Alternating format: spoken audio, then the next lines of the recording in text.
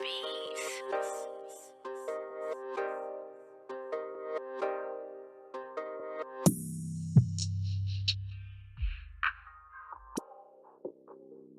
Yo, what's up, YouTube? This is your boy Junior, aka Smoking Guns, out here in Tucson, Arizona, representing the Ultimate Fight Club, giving you the latest content in boxing and MMA news that is out. So, today's video, we're going to be talking about last night's ERISLANdy Lara versus BRIAN Castano aftermath, okay, you guys? And there were some really good fights, but they were some really good eye-openers going into both of those fights, the main event with ERISLANdy Lara and the co-main event with LUIS ORTIZ versus Christian Hammer.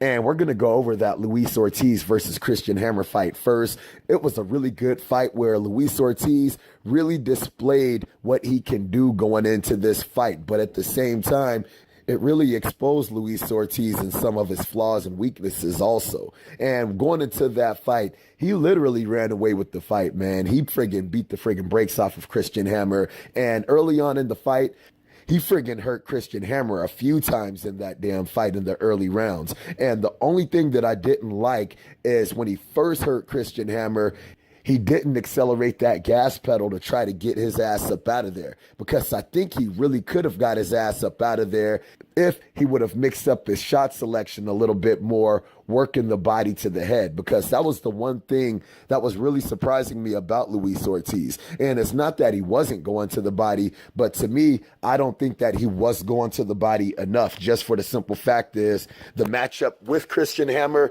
it really seemed like Christian Hammer was friggin' really scared to engage, man. I was looking like, damn, dude, friggin' do something. He was kind of really content sitting back. LUIS ORTIZ was the one that was pressing the action a lot more. And then Christian Hammer didn't start pressing the action until LUIS ORTIZ would start using his feet a little bit, kind of using some ring generalship, being able to move around. And it did show how light LUIS ORTIZ can be on his feet, the movement that he is able to adapt inside of the ring. But Christian Hammer really didn't pose any sort of threat to a dude like LUIS ORTIZ. And there were certain times when he would let go and he would be able to get some shots off on LUIS ORTIZ, where he cut LUIS ORTIZ on his eye a bit and he bloodied up his nose. But he really didn't engage, just for the simple fact is it seemed like he was a little bit scared of the pop that LUIS ORTIZ had on his punches, because when LUIS ORTIZ really wanted to let his hands go, he was able to hurt Christian Hammer, and Christian Hammer really didn't have any kind of answer for what LUIS ORTIZ had going for him. And I was very surprised that LUIS ORTIZ wasn't able to get him up out of there, because I predicted going into this fight that LUIS ORTIZ was going to get him out either in the early rounds or in those middle rounds. And it really did look like he was going to be able to get him out in those early rounds. But at the same time, like I said earlier, he just was not pressing the gas pedal to get his ass up out of there. But even with that being said, he was still able to get a landslide victory going into this fight. I think you might have been able to give Christian Hammer maybe 1 or 2 rounds in that fight, but LUIS ORTIZ literally just put a beat down on Christian Hammer throughout that whole damn fight. And going on after this fight for LUIS ORTIZ, the one thing that I would definitely say for LUIS ORTIZ is I'm not really sure if he needs to work on his conditioning. And it's not conditioning in the fact that he can't go all the rounds, because he went the full 10 rounds, winning the decision by a friggin' landslide friggin' victory. But at the same time, the thing that got me is when he was able to hurt him, he wasn't able to step on that gas pedal to really pour it on a dude like Christian Hammer to get him up out of there. And his shot selection, going from the head to the body, going from the body to the head, because I think if he would have really used a lot more body shots, he really could have got Christian Hammer's ass up out of there. But you still got to give LUIS ORTIZ his props, going in there, getting the job done. And now I'm hoping with a performance like that, maybe you'll have a dude like Anthony Joshua or a dude like Dillian White, who I would really like to see LUIS ORTIZ fight, get a fight with LUIS ORTIZ, and that would be a badass fight to be able to see Dillian White and LUIS ORTIZ go in.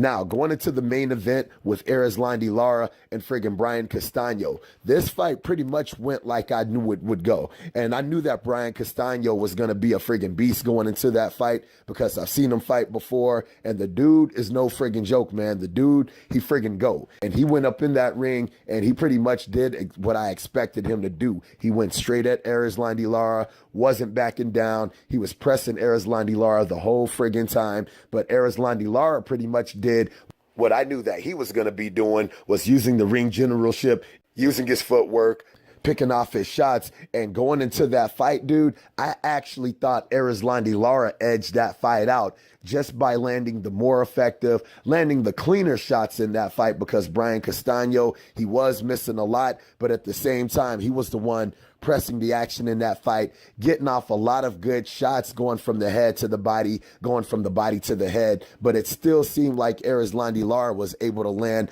the better, more effective, cleaner shots in that damn fight. And when they announced the fight that it was a split draw, I was like, damn, for real? I'm like, well, okay, you really can't argue, because you could argue that BRIAN CASTANO won that fight, but then there's arguments that ERISLANDY LARA won that fight. So if they were to go into a rematch, that would not bother me at all, just for the simple fact is it was a really good fight, and the fight could have went either way. But for me personally, I thought ERISLANDY LARA edged that fight out by friggin' getting the cleaner, more effective shots off going into that damn fight. But from here on out with ERISLANDY LARA, I think the guys in that division are going to be looking at him, and they may be thinking that he might have took a little bit of a step back coming off of that Jarrett Hurd fight, going into a fight like this where you got a young gun like BRIAN CASTANO who went in there, gave it his all, was trying to get ERISLANDY's ass up out of there because he was throwing some friggin' heat up in that damn ring. But if BRIAN CASTANO had just a little bit more pop,